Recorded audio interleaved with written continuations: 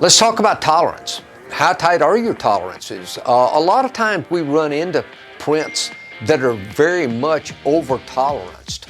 Now, you may need extremely tight tolerances, and that's something that we need to talk about in this conversation. It may be that we can't hold the kind of tolerances you're looking for.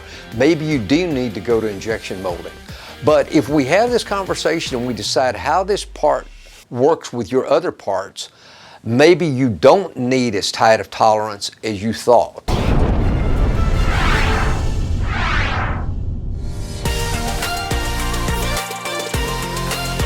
Today's new design and engineering software, a lot of times the tolerances have gone way out there. I mean, they're 4 and 5 digits.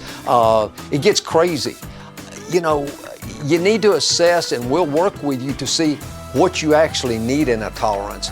And more so, we'll work with you if you'll talk to us what tolerances and what dimensions are you going to check.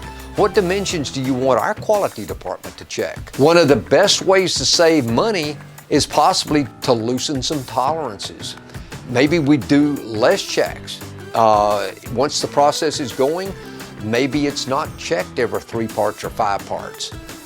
So there's ways to save money and you still get a good part. That was another great video by one of our part gurus, America's greatest contract manufacturers. You could support us. If you hit the like button, give a comment, we'll make more of these because we're here to help American manufacturing get stronger.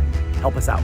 By smashing that like button, hitting subscribe, sharing the video, or leaving a comment. This allows us to travel the country and make more of these great videos of America's best contract manufacturers. Thanks for watching.